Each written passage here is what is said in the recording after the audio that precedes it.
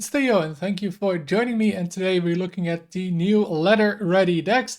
Now these were formerly called loner decks, but I think only the name really changed here. Now these decks are live with the Mini-Set Day of Rebirth, and I expect them to last until the next mini-set from the next expansion, so for about 4 months. Now I hope the names here are correct, but if they're not, they should be still the exact same decks as you see in the game. Now how do you get these decks? First of all, if you're a new player, you get to choose between one of these decks after you complete the apprentice track, and then I think you get to play with them for a week, and then you get to pick one at the end.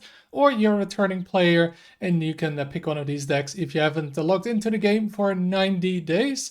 Now you can do this multiple times, so if you just play like the first week of every expansion, you basically get a new deck every expansion. And I'll judge these decks based on two things. First of all, how good is the deck to actually climb the ladder with? Can you just play this on ladder and do fine? And second of all, how good are the legendaries in the deck for your collection? So are the legendaries just played in just that specific deck, or can they be used in multiple decks? Now let's get started with the very first deck, which is the Starship Death Knight we got here. Now at first glance it might look like this has a lot of legendaries, but a lot of them are free. A card like Bob, Nomelia, Exeter are all free. Now if you don't see them for free, that means you need to usually buy a pack. I think for Bob, if you want to get Bob, you need to buy 1 pack of the expansions from, which is the Great Dark Beyond.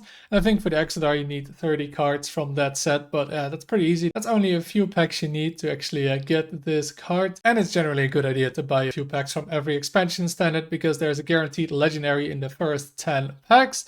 Now, what legendaries aren't free in this list are, first of all, Ceaseless Expanse, and this is a great legendary for all the slower decks in Hearthstone. It is one of the most played legendaries, so just a great card all around.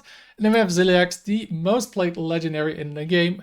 It's been nerfed countless times, but it's still, super useful in most decks. So these are 2 great legendaries to get with this list. Also, the epics you get are the Aged of Yore, again, one of the most played cards in the game right now, useful in a lot of slower decks, so got another great pick. And then we have the Guiding Figure as an epic, which is only really played in Starship Death Knight, but it's pretty mandatory for this list.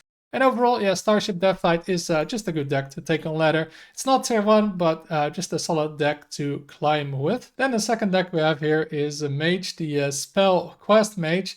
And this deck, it's probably the worst win rate deck out of them all. It's not the greatest deck to climb with on ladder, but it is a really fun deck to play with though. And the legendaries you're getting with this list are the Galactic Projection Orb. And this card, it doesn't even get played in all the Spell Mage lists. And it only really gets played in the Spell Mage list, so not the most flexible legendary. And I think you can say the same for the Forbidden Sequence, the quest in this deck. Now, of course, this card does get played in and the minion version of Quest and the spell version, which this is. So both those legendaries are pretty limited in what you can use them with.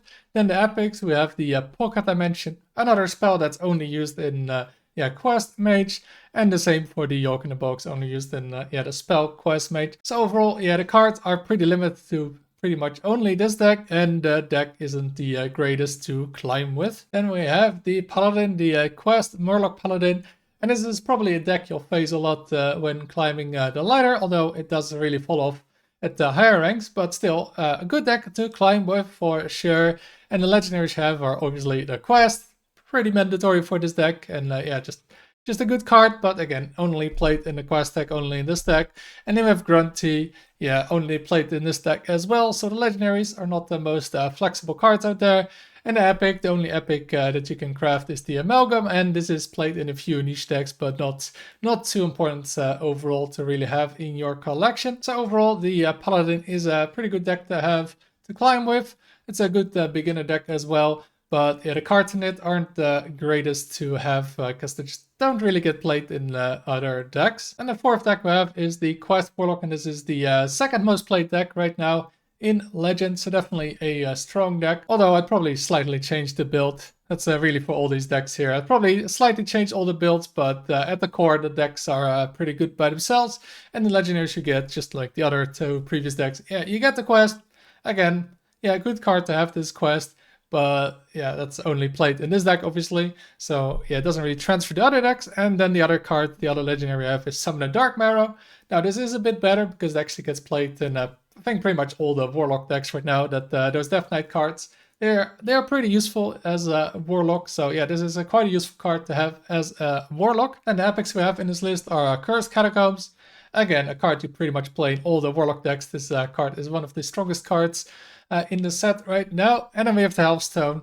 Yeah, this card isn't too useful. It's not even getting played anymore, I think, in the top tier list for Warlock. But you can run it in this deck, and maybe it'll be useful in future decks. So overall, good deck to climb the ladder with. And if you want to play Warlock, this has some useful cards in it. And then the fifth deck we have is a bit of an odd one out, because this deck has no legendaries that you can craft. We got City Chief Asho, but you get this for free on the Battle Pass.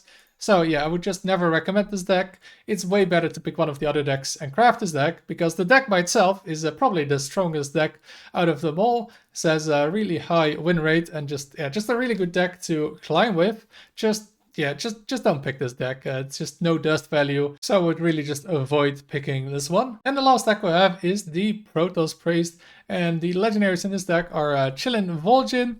And yeah, this is pretty useful if you want to play Priest. It gets played in a bunch of Priest decks because there's quite a few useful hunter cards, like for example the Bird Watching gets played a lot, or Catch of the Day. Then the second legendary I have is Xavius, and this is one of the most played legendaries right now in Standard, so yeah, very useful to have in your collection, not just for this deck. As for the epics, we have the Mothership, which is obviously needed for this deck. That's kind of core to this deck. And then we have Resuscitate, which is an amazing priest card and gets played in every priest deck. It's just so strong. It's kind of carrying priest right now. So overall, yeah, this deck, solid deck to climb the ladder with. Though I wouldn't call it tier 1, but yeah, just a solid deck. And there's some useful cards again, right? Like Resuscitate for priest, and there's Xavius. Is an amazing card for your collection. So which one of these decks should you pick? Well, first of all, do not pick Hunter. I think I've mentioned it enough, but do not pick the Hunter under any circumstance. I really wouldn't pick this one, though. Great deck to play with in the week that you can play it for free. Now the second deck I wouldn't pick is the Mage. Just yeah, the cards are only limited to Mage, and yeah, the deck just isn't their greatest. And then we have three decks that you can play, depending on what you want. First of all, we have the Paladin, just a great deck to climb with, and just easy to get into the game with. Though yeah, the cards are kind of limited to this Paladin deck. Then we have the Warlock, same thing, though it has a few more useful cards, and the deck is just great at any point on the ladder.